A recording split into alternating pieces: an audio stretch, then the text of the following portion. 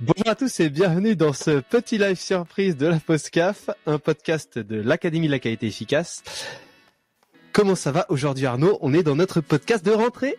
Eh ouais, ça va bien, écoute, je suis ravi de reprendre ces lives après, ça doit faire 3 mois qu'on en a pas fait, on a fait une super longue pause. Hein.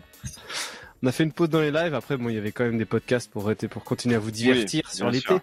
Et puis il y a notre podcast lancé en partenariat avec l'A3P, l'A3 Podcast. Donc pour tous ceux qui n'ont pas encore découvert l'A3 Podcast, il y a déjà 14, 15, 16 épisodes et il y en a encore normalement 6 à apparaître. Donc allez-y, c'est top. On fait des interviews d'experts sur les différents salons de l'A3P. Donc un excellent format pour apprendre. C'est vraiment top. Ouais. Franchement, non, on en apprend plein et puis ça change un peu de nos lives à nous où on tourne souvent autour des sujets de la qualité. Là, on rentre dans des sujets aussi techniques et tout pour lesquels on n'a aucune expertise de notre côté ou très peu. Et c'est très bien d'avoir ces paroles d'experts. Quoi. Franchement, c'est super intéressant et plein de bonnes informations à collecter là-dedans. Alors, et donc, on en revient à notre petit app. De quoi va-t-on parler aujourd'hui, mon petit Arnaud? Écoute, de culture qualité. Parce que là, on est en plein dedans, là. On a des contrats là-dessus. Ouais, plusieurs. Ouais, plusieurs pour la culture qualité. Donc, on s'est dit que ça serait intéressant de faire à moitié du building public, à moitié du je sais pas quoi. Du teasing, parce que dans ce genre de mission, il y a un truc qu'on utilise et qu'on va bientôt pouvoir même mettre à disposition de toute personne qui serait intéressée par ce sujet-là. Yes. Alors, parlons en premier de la culture qualité. Finalement, c'est pas facile c'est pas facile à expliquer. Si, tout le monde sait un peu, tout le monde a l'impression de savoir ce que c'est. Après, quand il s'agit si on est devant un micro, on dit alors, Paul-Adrien, dis-nous ce que c'est la culture qualité en quelques mots. On peut se retrouver un peu sécos. Moi, je pense qu'il y a un truc qu'on peut partager aujourd'hui, si tu es d'accord, un débat que l'on a eu en interne entre toi et moi sur ce sujet-là. Où on parlait de la culture qualité des opérateurs principalement, des gens qui sont sur le terrain et où tu disais oui, il faut leur donner du sens, si on leur donne du sens, ils vont être plus impactés par cette culture qualité. Et moi, j'avais tendance un peu à me reposer cette question en me disant mais au final peut-être revenir aussi sur ce que l'opérateur il vit dans son quotidien et est-ce que en lui donnant du sens à quoi ça sert la qualité, est-ce que vraiment ça va l'intéresser? C'est la vraie question que je me posais, quoi. Est-ce que l'opérateur, lui, finalement, quand il vient sur le site de prod pharma, il va, même si on lui donne tout le sens possible qu'on peut donner à la qualité, à ce que c'est, pourquoi on fait ça, à quoi ça sert, c'est important pour les patients, pour pas que la qualité, le produit, etc. Le sens sur l'activité. Exactement. Est-ce que on va vraiment avoir des gens avec un profil opérateur qui vont se sentir concernés? Et je pense qu'une partie oui, d'autres, il faut juste se dire qu'ils viennent faire leur travail. C'est un peu comme on peut dire un travail alimentaire, quoi. Alors c'est sûr qu'on va avoir des profils très différents entre des mecs qui ont des profils un peu techniciens, qui ont suivi des études de techniciens de fabrication en production, par rapport à des mecs qui sont en intérim. Je prends les deux extrêmes pour faire de la mise en boîte en bout de ligne de conditionnement, quoi. Tu vois? Et ce type de profil-là, on peut leur donner du sens. Je pense que eux, ce qui compte pour eux, c'est de repartir le soir après leur journée de boulot, avoir fait leur boulot en ayant eu le moins d'emmerdes à gérer et en étant, sans pression, sans crainte, etc. L'élément clé que tu as dit là-dedans, c'est comme tu disais, moins d'emmerde. Après, pour revenir un petit peu sur le sens du travail, imagine, on te fout devant un truc et puis on te dit bon bah voilà, il faut que tu relis ces deux tuyaux ensemble, tu fais ça toute la journée. Ok, bah le gars il relie ces deux tuyaux et puis après en fait tu retires le drap et en fait en dessous c'est un mec et les tuyaux c'est des veines. Ou enfin c'est des trucs sur bah, du coup entre le moment où tu sais que c'est un mec en dessous et le moment où tu lis les tuyaux, bah tu sais tu fais pas du tout. Enfin Ouais, bien tu mets sûr. pas du tout le même soin au truc que tu fais, quoi. Je sais pas à quel point dans ta vision t'es biaisé par toi et ton propre positionnement à ce genre de choses. Moi, je pense qu'il y a des gens, savoir que c'est des veines d'un mec ou pas, ça va leur Ouais, c'est faire un ni chaud exemple ni froid, extrême. quoi. Ouais, non mais voilà, mais ça peut leur faire ni chaud ni froid aussi. Et ça, c'est ça qui est assez intéressant, c'est que finalement, t'as pas un truc applicable à tout le monde. Et chaque personne va être sensible différemment à cette vision de la culture qualité. Et c'est pour ça qu'à mon sens, il y a un élément qui est clé. Alors c'est difficile de faire ça personne par personne sur un site, mais c'est de se projeter un peu. Ça demande beaucoup d'empathie, mais sur les peurs et les motivations de la personne. Parce que au final, c'est instinctif, hein, malgré tout, les choses qui nous font avancer, c'est les peurs et les motivations. Donc toi, t'enlèves le drap, tu vois un mec, ah putain, j'ai peur que je le fasse mourir ou que machin. Ah et puis en plus, si je le fais bien, je vais le sauver. Ok, mais peut-être qu'il y en a un autre, c'est de dire, ah bah moi, de toute façon, ce qui compte, c'est que je fasse bien parce que demain, faudrait pas qu'on me vire de mon job parce que si j'ai plus de job, j'ai pas de quoi payer mon loyer et ce genre de choses, quoi. Tu vois. Et ça, c'est super important à prendre en compte quand tu analyses la position des uns et des autres face à la culture qualité et face à ce sens. Et je pense que de se dire, on va donner du sens à la qualité, c'est ça qui va faire que les gens. Non, c'est pas suffisant en fait. C'est là où je veux dire, c'est important. Il faut le faire parce que si tu le fais pas, de toute façon, t'es mort. De ne pas donner de sens à pourquoi on fait tout ça, c'est sûr que c'est la base, mais c'est pas suffisant à mon sens. Bah après, comme je le disais, c'est de pas se faire emmerder. Quand tu sais, du coup, c'est là où je trouve que c'est vraiment charnière. C'est-à-dire que si tu montres que la qualité finalement, ça sert à pas se faire emmerder et à faire que ça marche. C'est là où finalement ce qu'on disait, ça va se rejoindre, quoi. Ouais, mais du coup, donner le sens de la qualité à un mec qui en a rien à foutre de dire bah c'est parce que on fait des produits qui sont des médicaments et puis du coup on veut sécuriser, il faut que le médicament il soit efficace, que le patient il soit en sécurité. À un mec qui cherche juste à pas se faire emmerder, ça va lui passer tellement haut Ouais. qu'il en aura rien à cirer. Et alors que si tu lui dis, bah écoute mec, si tu fais bien ton job et que tu suis bien les procédures parce que c'est super important, on va pas venir t'emmerder au jour le jour parce qu'il y a une déviation. Et puis en plus, tu risques pas d'avoir tes managers qui te tombent sur le dos parce que t'as mal fait. Et puis du coup, tu risques pas au bout du bout de te faire dégager ou virer parce que t'as fait une faute, quoi. Tu vois. Et là, ça va lui parler.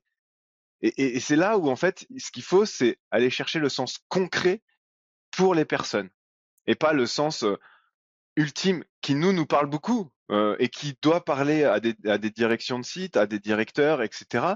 Mais sur le terrain, il faut ramener au sens concret pourquoi est-ce que c'est important pour la personne et non pas pour les produits et même pas pour les patients, mais pour la personne qui fait cette qualité, cette culture qualité, pourquoi c'est important pour lui. Mais ouais, non mais c'est vrai, t'as raison. Ce que j'étais en train de me dire là, en t'entendant, c'est il y a après une dissonance donc entre et c'est à ça que ça sert in fine. Bah c'est là où ça a plus de sens, quoi. En fait, il y a eu tellement d'années et c'est à ça que ça sert in fine. Bah c'est là où ça a plus de sens, quoi. En fait, il y a eu tellement d'années il faut respecter les procédures parce que c'est marqué. Toute cette histoire, on fait ce qui est marqué, on écrit ce qui est marqué, tout ça, machin. Et ça, du coup, ça a complètement vidé la qualité de son sa sens substance. pratique. Ouais. Ouais, de son sens pratique.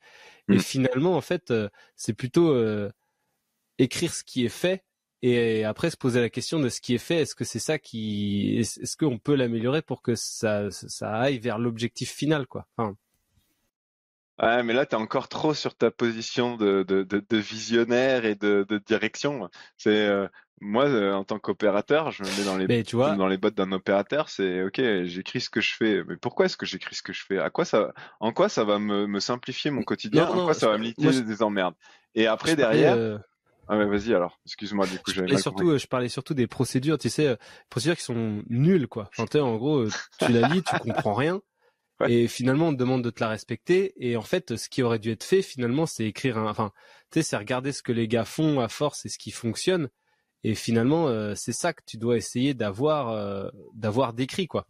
Mm. Et là, Mm. finalement, c'est là où c'est plus facile à respecter parce que c'est compréhensible. Enfin, après, je me Et suis moi, un peu c'est pour éloigné, ça je que pense. quand je travaille sur la simplification documentaire, j'adore faire des. C'est peut-être complètement débile et encore une fois, c'est peut-être très centré sur moi-même, mais j'adore faire des modes opérateurs en format notice de Lego en fait.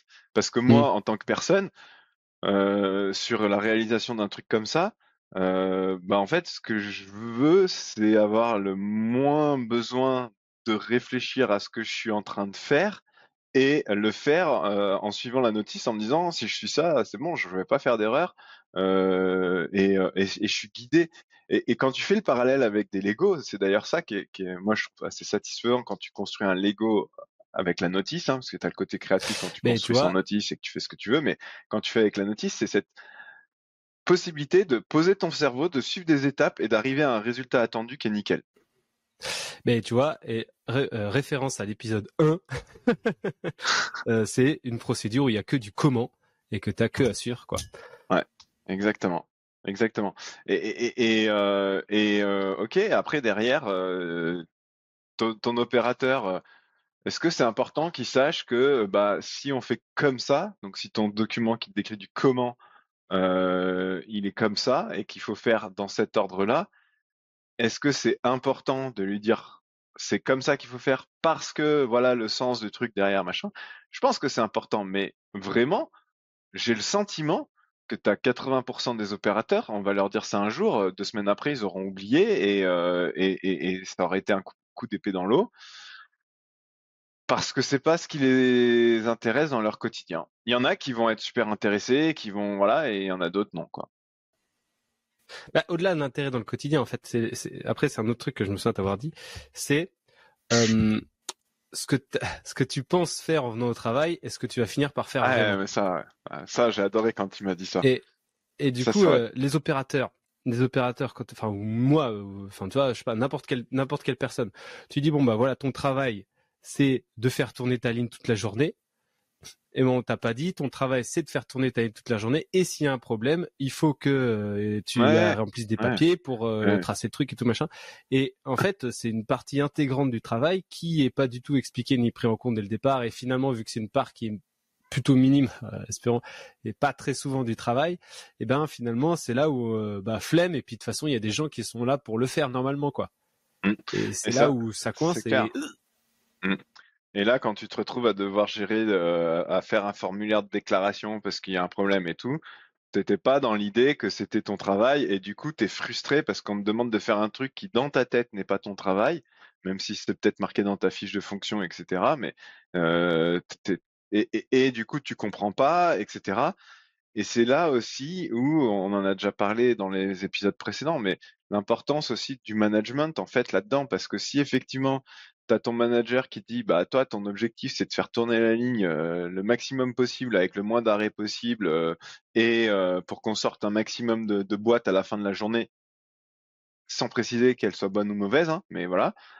Bah effectivement, dès qu'on va te dire non mais attendez les gars, en fait ce qui compte c'est qu'il faut faire des bonnes boîtes, quand il y donc a un là vous problème, on allez, s'arrête. Là on va déjà, s'arrêter, ouais, c'est ça. Et c'est vrai que cette dissonance cognitive entre ce que je pense faire, enfin ce que je pense devoir faire et ce que je fais vraiment, c'est extrêmement frustrant aussi effectivement. Et ça, en l'occurrence, c'est pas que pour les opérateurs, hein, c'est pour tous les postes du site, hein. Mais en tout cas, c'est super important quoi. mais enfin en fait tu l'as enfin je trouve on l'a toujours tous vécu à un moment ou à un autre dans la vie de tous les jours en fait tu sais, c'est un truc où t'as un peu la flemme de faire où tu le fais vite fait et puis du coup tu vas présenter un truc vite fait à quelqu'un où tu sais Que c'est qu'il pas a bien. Ouais, ouais que tu sais que c'est pas très bien en disant bon bah lui il va régler la fin tu sais, il va finir quoi. ouais. Tu peux le faire à la maison des fois, tu le fais à la fin tu sais genre tu sais, imagine, tu fais la vaisselle, tu la fais vite fait, et puis bah du coup il reste encore des merdes sur les assiettes. Puis du coup tu sais qu'il y a quelqu'un derrière, oh, ouais j'ai fini la vaisselle. Et puis derrière tu sais qu'il y a quelqu'un qui va râler, mais c'est plus ton problème parce que t'as fini ton. C'est Enfin ça clair. peut être ça Alors, peut être moi avec le design et toi. Tu vois un autre truc avec ah, toutes j'ai les fait mon vidéos. PowerPoint, c'est bon. Il y a Arnaud qui va sur la mise en page. Oh, ça va, j'aime bien ça, moi. Mais bon. On a Thomas Chabert dans le chat qui nous dit parfois on a aussi le cas des procédures et ça c'est vrai qu'ils sont pas alignés avec les pratiques. Du coup on les respecte pas et finalement on finit par s'habituer à désobéir aux procédures et de fil en aiguille bah ça amène Petites habitudes à tout le ça. temps. Et ça c'est vrai. Mais du coup alors on n'est pas là pour retravailler, pour rediscuter de tout le système documentaire, le machin, mais ça a un vrai impact et effectivement tu peux donner du sens aux opérateurs en disant ah c'est important de suivre les procédures parce que truc parce que machin. Si la procédure elle est pas adaptée et que derrière quand tu la suis tu comprends rien, t'es pas foutu de faire ce qu'on te demande et du coup bah tu la suis plus. Ça c'est clair que c'est un élément on va dire marquant qui va faire perdre toute crédibilité à la culture qualité et au système qualité. Hein. Et là pour le coup, Après, hmm. mais là c'est un très bon point, mais moi je trouve que là il y a aussi un problème avec la qualité qui est sur un piédestal en disant nous on a toujours raison s'il y a un problème, vous nous demandez, on sait, alors que finalement, en fait en disant bah écoutez, on sait que notre système il est pas parfait, on essaie de l'améliorer et des fois il y a des erreurs dans les procédures, c'est là où c'est important de le signaler continuellement et puis bah et on va essayer de le régler. Mais alors encore une fois, ça arrive trop souvent, surtout quand tu fais des chantiers sur les erreurs humaines ou les signaux faibles, où tu remontes plein de signaux faibles, mais il y a personne pour faire les petites actions pour régler les problèmes. Donc le mec, il va le signaler une fois qu'il y a une erreur, deux fois qu'il y a une erreur, trois fois qu'il y a une erreur, il y a rien qui est fait. Et ben finalement, au bout d'un moment, c'est normal, t'arrêtes quoi. Et Ouais. alors c'est là où c'est super intéressant entre la charge capacité des gens à pouvoir modifier les documents, le RACI, enfin en gros le qui fait quoi, bah du coup ce petit signal faible par exemple à qui essaie de le régler Hmm. et du coup c'est là où tu as l'opérateur qui va faire son travail en te signalant une erreur dans la procédure, le gars il se prend ah bah tu peux la modifier la procédure, allez tu me la modifies pour la semaine prochaine, salut. Et Ouais. là tu sais bah, du coup c'est la prochaine fois je signalerai plus rien hein. Bah ouais, c'est clair, c'est clair. Non, mais c'est clair, et c'est vrai que le système documentaire, c'est quand même aussi une pierre angulaire dans la culture qualité, dans l'idée que bah, c'est un peu ce qui cadre au final ce qu'on fait sur le quotidien. Et franchement, malheureusement, moi je connais pas un site où le système documentaire il est conçu intelligemment en ce sens-là, quoi. Après, c'est là où il y a les grosses structures du genre Sanofi GSK qui ont un service dédié à la modification de procédures avec des gens qui sont payés pour Mais ça et ça tout leur machin. empêche pas de faire des documents plein de textes Ça, incompréhensibles pour un opérateur. ça les empêche pas de faire des documents plein de textes et tout ça, mais néanmoins, quand quelqu'un remonte un problème dans une procédure, ça va sur une pile d'un endroit bien déterminé qui va être modifié à un moment ou à un autre, quoi. Enfin, moi Oui, j'ai vu ça marcher alors, sur des sites. sauf que, et ça c'est intéressant aussi, sauf que en fait il y a aussi une différence de temporalité. Alors je dirais pas lequel, mais dans les noms que tu as cités, moi je connais un des noms que tu as cité, où Je stick deux, hein. le process de validation d'une modification de document, donc tu as fait ta modification, il faut l'approuver, blablabla, ça prend 2 mois, voire 3 mois, et c'est procéduré presque, parce qu'en fait, ils n'arrivent pas à aller plus vite. Et donc, quand tu es opérateur et que tu vois ce truc-là et que tu dis, ah, faut changer ça, et qu'en fait, tu le signales et que, bah ouais, c'est bien, on a le système, ça y est, on fait évoluer la procédure, machin, et qu'en fait, lui, pendant 3 mois, il voit pas de changement, 3 mois après, il a oublié, et entre le temps, Mm. dans les 3 mois, il a eu le temps de se dire, bon, bah, j'ai remonté un truc, ça sert à rien, j'arrête de remonter, quoi. Ça, c'est vrai.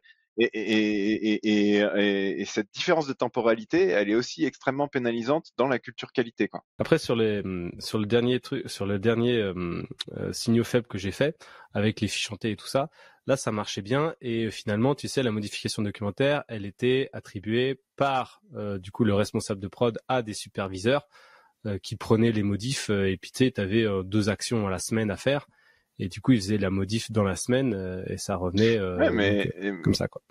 ça, moi, ce que je te dis, c'est la modif est faite. Maintenant, il faut qu'elle soit approuvée dans le système. C'est ça qui prenait 2 mois.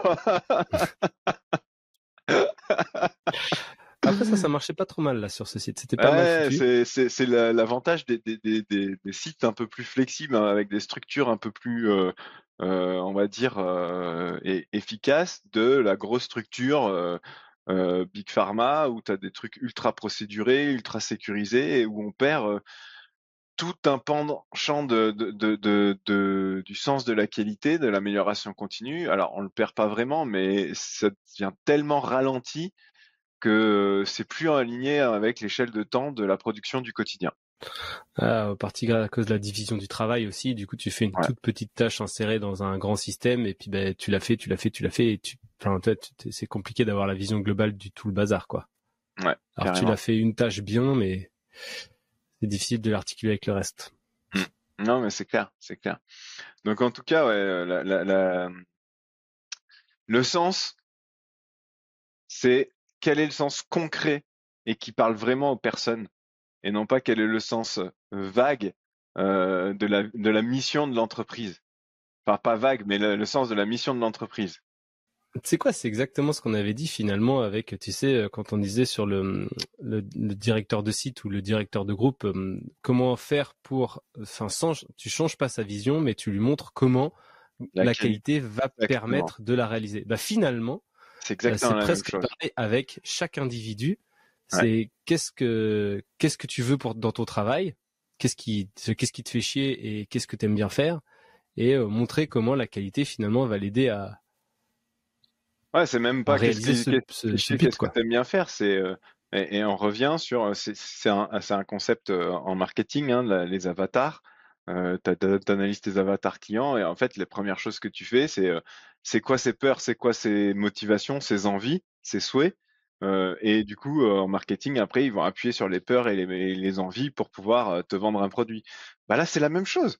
Et on revient à mes premières vidéos sur la culture qualité qui datent de tard l'époque, il y a 7 ans là, où je parlais justement de comment est-ce que le marketing et les méthodes marketing vont nous aider à changer la culture qualité sur les sites pharmaceutiques.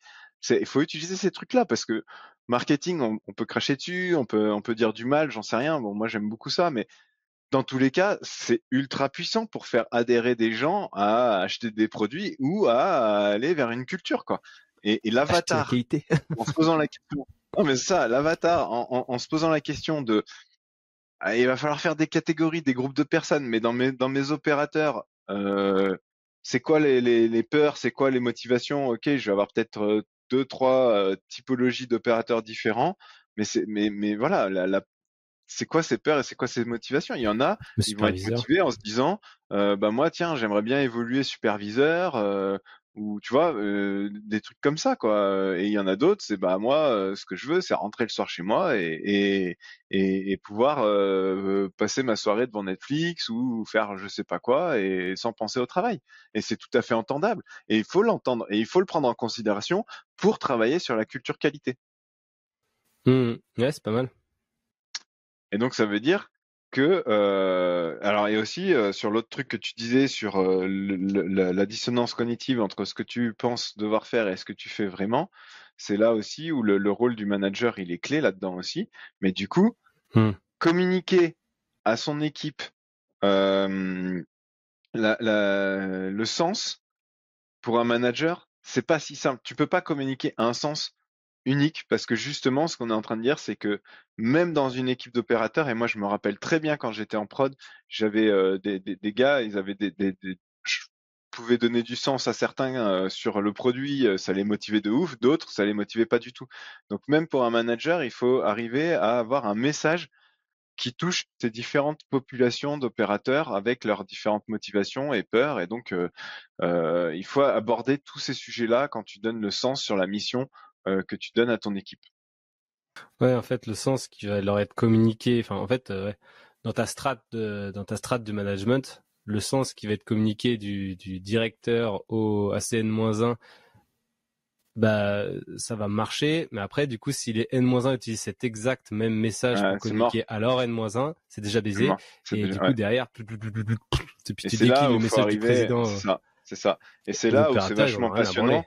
c'est qu'il faut arriver à partir qu'on faire l'épisode de je sais plus quand, mais à partir de la vision du directeur de site où on disait l'objectif c'est pas de changer sa vision, c'est de montrer comment la qualité va l'aider à faire à réaliser sa vision.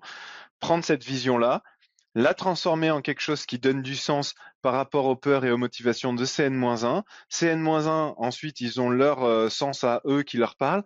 Prendre ça et transformer ce qui leur donne du sens à eux en quelque chose qui répond aux peurs et aux motivations de CN-1 et ainsi de suite et ainsi de suite.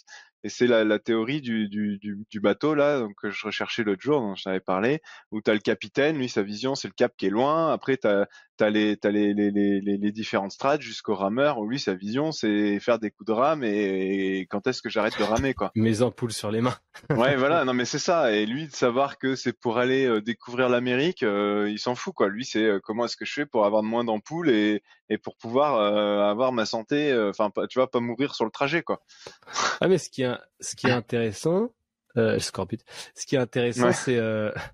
c'est que le capitaine, s'il veut découvrir les Amériques, eh ben, il faut faut qu'il achète des manches de rame de meilleure qualité, quoi. Ouais, ouais, complètement, complètement. Et il faut qu'il ait aussi, bah là, et on revient, et ça c'est marqué dans les BPF, hein, on revient sur le fait de se donner les moyens aussi pour atteindre la vision, quoi. Donc les moyens en termes de ressources, en termes de matériel, pour pouvoir transformer ce sens et cette vision en une réalité opérationnelle pour les gens sur le terrain, quoi.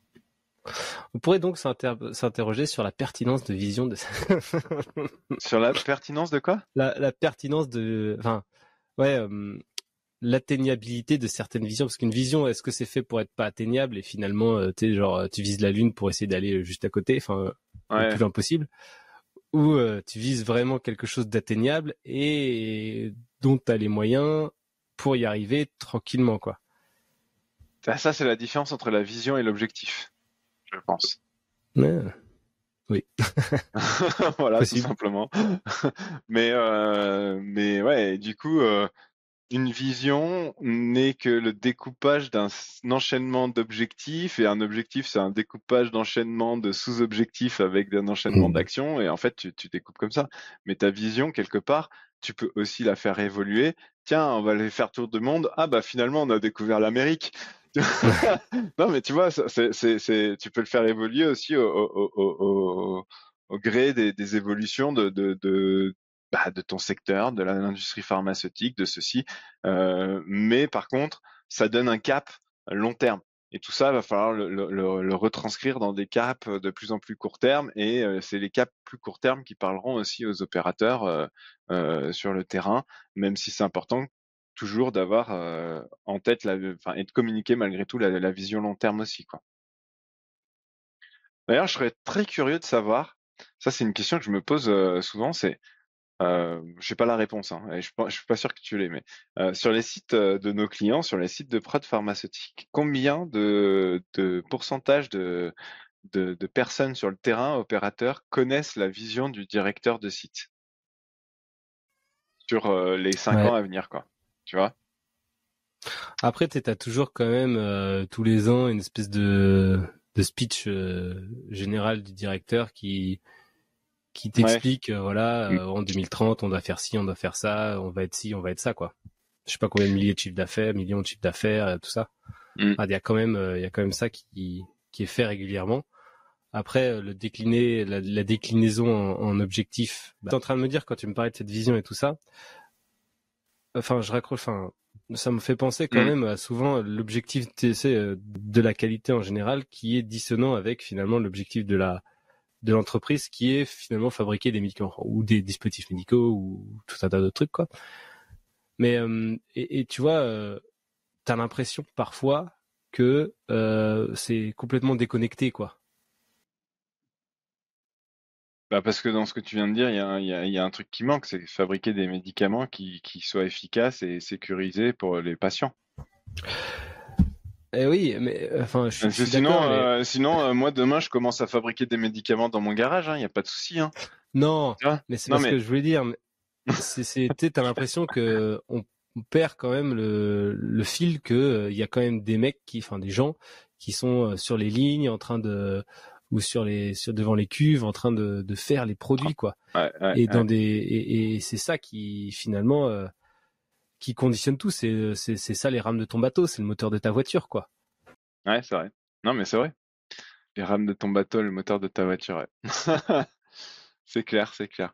Bon, et allez, je vois que le temps il tourne un peu, donc moi j'aimerais quand même qu'on fasse un peu le Ah, point là sur toi, bah, t'en es où en moi j'ai fait le test, donc je termes sais. de, t'en es où dans la Non, mais qualité? c'est C'est vrai que c'est quoi? pas, c'est vrai Tu que c'est pas penses être facile. quel type de qualiticien?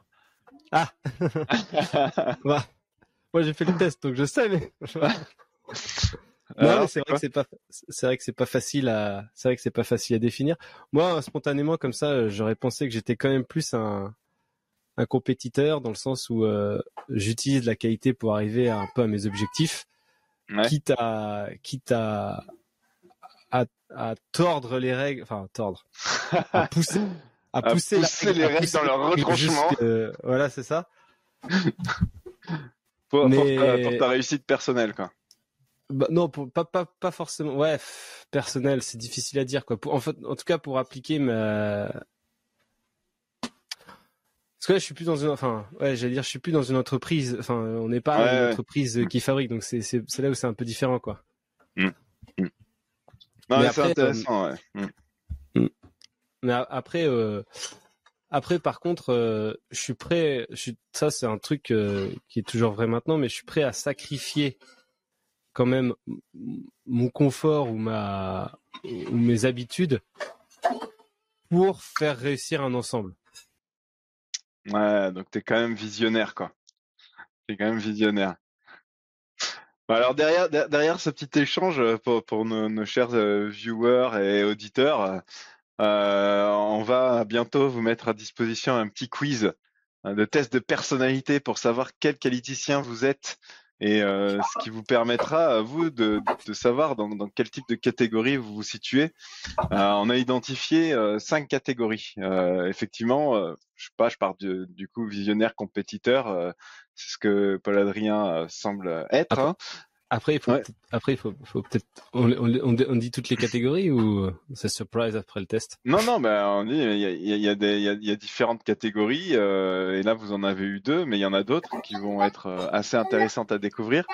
Ce sera un petit test de personnalité qui vous donnera quelle est votre dominance et votre ascendance et donc les 2 traits de caractère en tant que qualiticien que vous avez, un peu comme un test qu'on fait dans les magazines l'été.